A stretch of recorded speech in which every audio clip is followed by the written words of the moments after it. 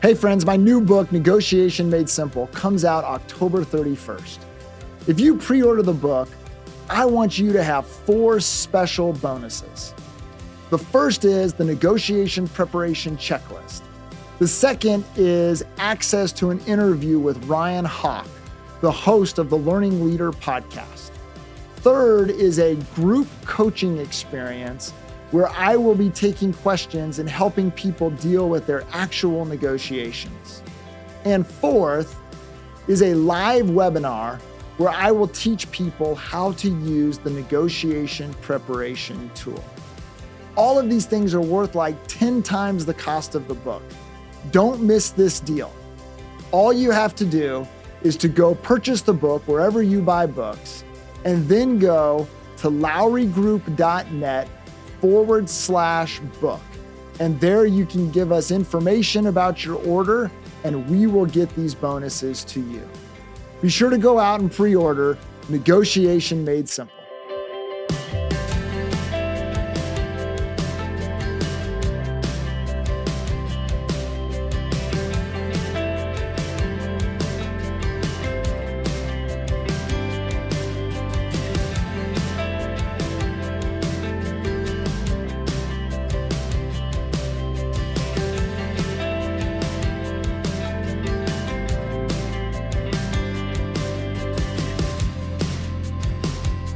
Welcome to Negotiation Made Simple. I'm your host, John Lowry. Today, we're going to go in a little bit of a different direction. We're going to think about our role as a parent in the context of negotiation. Now, the reality is we all play very different roles in life. And one of the most important roles that we play for those of us that have kids is being a parent. Now, negotiation, while it's a skill we use in business and it's a skill we use at work or a skill we use as a consumer, the reality is this skill is critical to our success in parenting our kids. And the reason it's critical is because it's the way we work through problems. It's the way in which we make decisions. It's the way in which we can encourage our kids to do things that they don't want to do, but they need to do. And so in this episode, what I'm going to do is give you some ideas on how it is that by becoming a better negotiator, you can become a better parent. And in doing so, I hope that we can create an environment where you can raise healthy and happy kids and negotiate through all the difficulty of that adventure. One of the things about negotiation is it is a professional skill and a personal skill. What that means is that we negotiate in all areas of our life. If you remember, I've defined negotiation as a strategic communication process to get a deal or to solve a problem. Now, we certainly do that at work. We look at our email inboxes and they're full of problems. They're full of deals we're trying to put together. We do this every single day as a professional.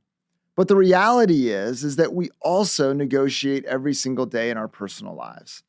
And so what I wanted to do was to create a segment to where we would talk about some of the different roles that we play in life and how it is that we apply good negotiation theory and practice to those particular roles. Because quite frankly, those roles are many times much more important than the roles that we play in our professional lives. So for example, many of you are parents, many of you are spouses, many of you are family members. Obviously, we have sets of friends out there. All of these relationships that we hold so dear to us, these relationships are held up by our ability to work through and negotiate life. Because we've got to make decisions about how we use our resources. We've got to make decisions about the values and the standards that we bring to the table.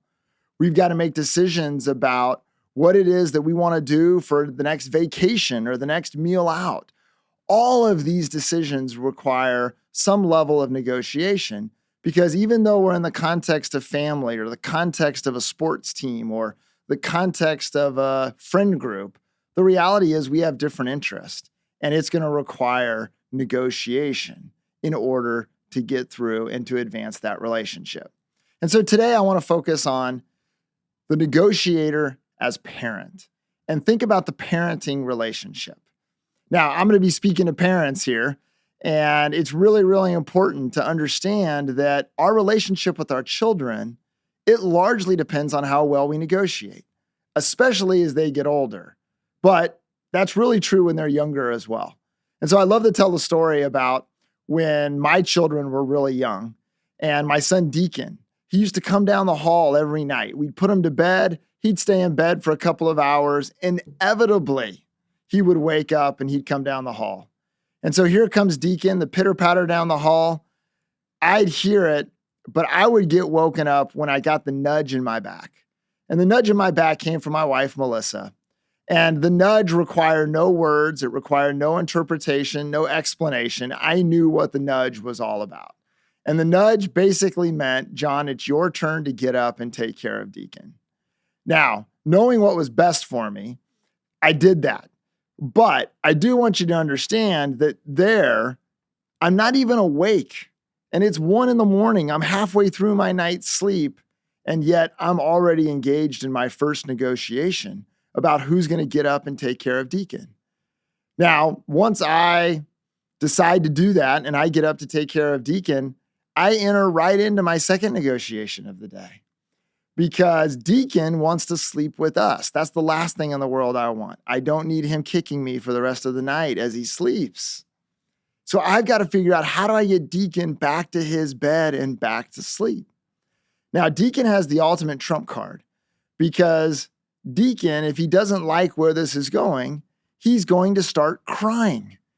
It is the ultimate negotiation tactic. And the reason that kids cry is because it works. So many times they cry and parents respond. It's a negotiation. And so I've got to figure out how to keep Deacon from crying because I don't want him to wake up the other two kids where I'll just find myself in multiple negotiations. And so notice, even with our youngest children, we are negotiating, sometimes to get them back in the bed, sometimes to get through the day. Now, as kids get older, they get more savvy and more mature in how they negotiate, but the negotiation doesn't end. As parents, we've got to think carefully about this and be ready for how is it that we're going to negotiate with our kids. And so much of negotiation applies to this. I mean, I think about the competitive and the cooperative. As parents, you can't always be cooperative because you know better. And there are some things that your kids want to do, especially your teenagers, that just aren't appropriate. It may be a movie they want to watch. It may be a sleepover that they want to have where you're not sure about the parental supervision or whatever the case might be. There are times where you have to say no as a parent. But notice we can't always be competitive with our kids either.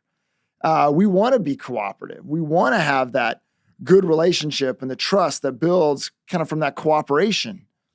But at the same time, we've got to figure out how to bring about balance to that relationship. And so we've got to be able to say no. We know what kids look like whose parents have never said no. But we've also got to find ways to where we can get creative in terms of saying yes so that our interests as parents are satisfied. Interests of safety and security and good decision-making and all of those kinds of things, making sure that those are satisfied, but doing so in a way that allow kids to have the experiences and the fun and hanging out with their friends in the way that they want to do. It's a negotiation and it's a balance. I love the story that my late colleague Brian Johnston used to tell about his daughter Courtney. His daughter Courtney she was 15 years old. I think she was a sophomore in high school. She got invited to the senior prom. Now, this was kind of a difficult moment for Brian and Ann because they had this negotiation they knew was upcoming about curfew. And here it was, their young daughter invited to the senior prom. She's going with someone who's significantly older than her. She's going with a group of kids that are significantly older than her. And so they know, though, it's a special night. It's a big night. So they're probably going to have to give something in terms of curfew. But they also don't want to set a bad precedent because they have 2 more proms potentially going forward. And so this is kind of a big moment here in this household. And here comes the time where Brian and Ann get together with Courtney. And now is the time where they're going to negotiate curfew. And so Brian and Ann get together in advance and say, what do you think? What should we do? And they said, well, our curfew is normally 11. It is a special night. Why don't we let her stay out until midnight? That's a good concession. That's a good compromise. Let's see if we can pull that off. Well, they kind of underestimated Courtney. Courtney learned a little something from her dad growing up, and she's a pretty good negotiator. And so they sat down, and Courtney started describing the evening that she had planned with her friends. And she said, yeah, this is what we're going to do. We're going to gather at 3 or 4 o'clock at so-and-so's house. And we're going to do hair and makeup and get dressed and get all ready. And then we're going to go to this park and connect up with our dates. And we're going to have a photographer there and take a bunch of pictures. And then we're going to take the limo over to the restaurant, and we're going to have dinner and have a wonderful evening at the restaurant. And then from there, we're going to leave and go to the dance. The dance wraps up at 11 o'clock. And from there, we're going to go to a friend's house, and we're going to change clothes and do a big bonfire kind of thing and have lots of fun there. And then after that, we're going to go watch a movie at another friend's house. And then once the movie's over, we're going to take off to the beach, and we're going to watch the sunrise on the coast. And then after the sun rises, and once it's morning, we're going to go out to breakfast, and then we'll come home after breakfast. It'll probably be 8 or 9 the next morning. Now, Brian and Ann were shocked. They were like, oh my goodness, what do we do? So Ann looked over to Courtney, and she got real serious real fast. And she said, Courtney, let me make something crystal clear. She goes, you will not be back in this house, not 1 minute later than 2 a.m. Now, Brian kind of looked shocked. He looked over at his wife, and his wife just storms out of the room, and she points at him and says, don't you say a word. And she goes storming out. Courtney plays it perfectly. And so Courtney, she puts on the act. I mean, she gives her dad the business.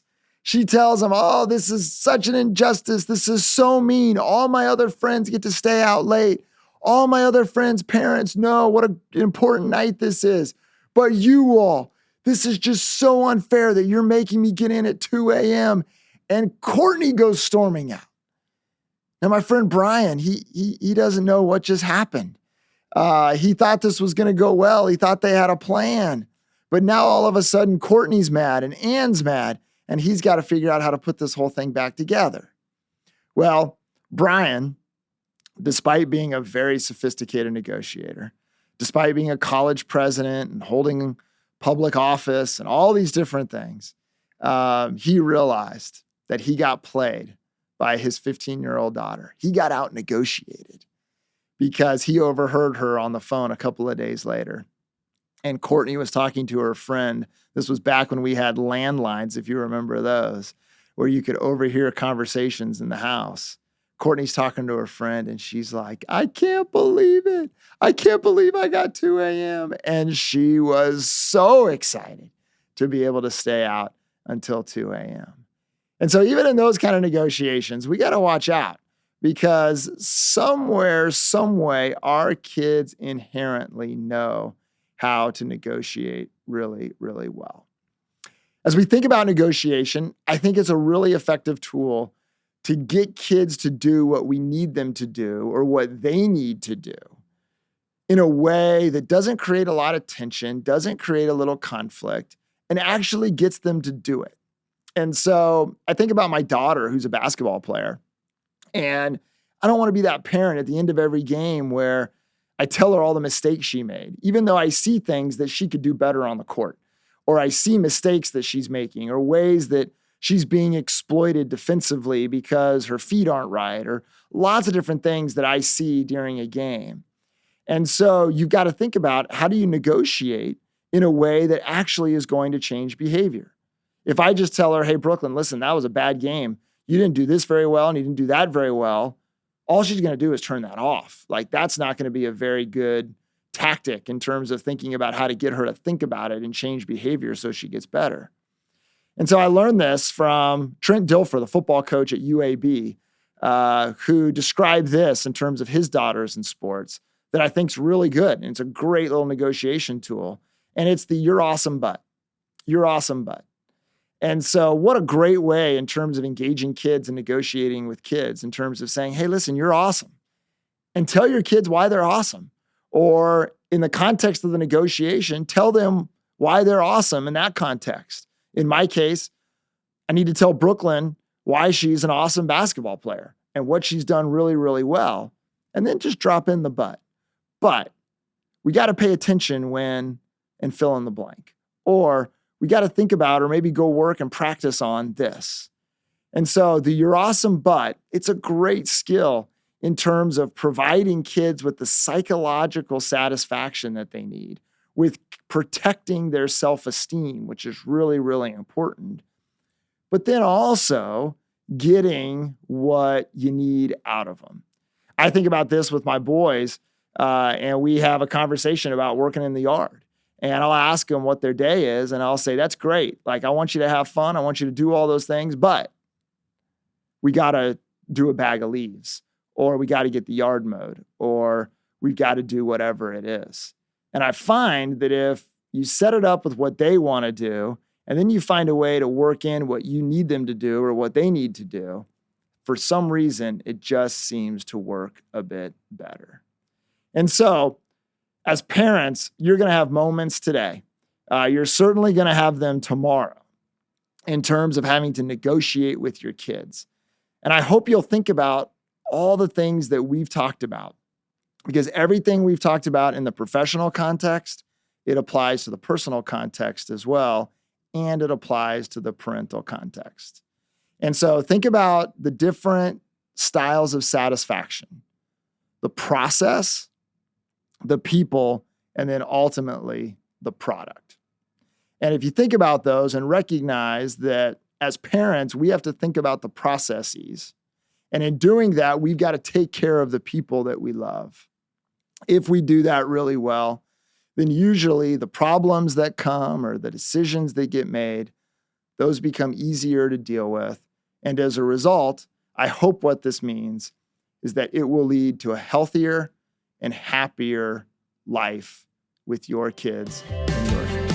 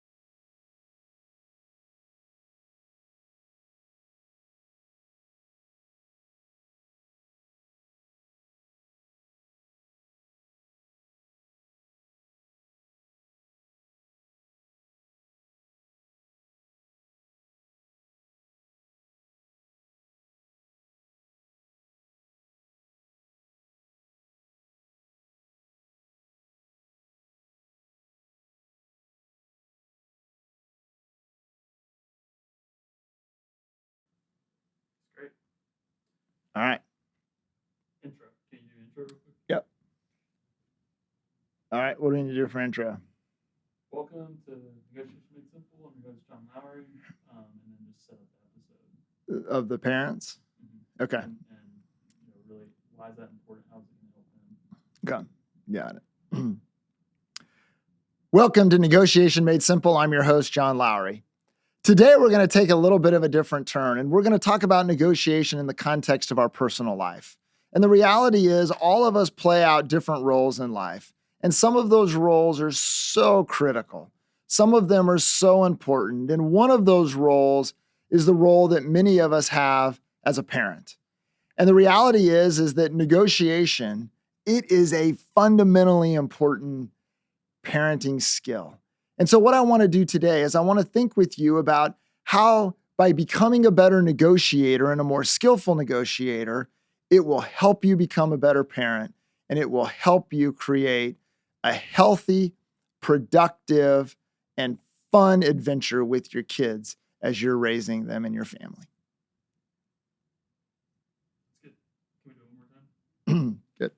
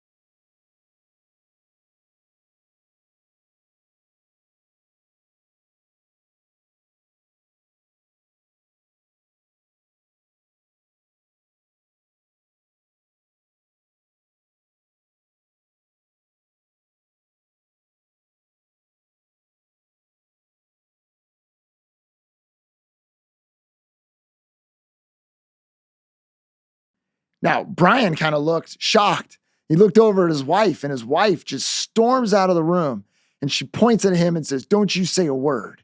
and she goes storming out. Courtney plays it perfectly. And so Courtney, she puts on the act. I mean, she gives her dad the business. She tells him, oh, this is such an injustice. This is so mean. All my other friends get to stay out late. All my other friends' parents know what an important night this is. But you all, this is just so unfair that you're making me get in at 2 a.m. And Courtney goes storming out.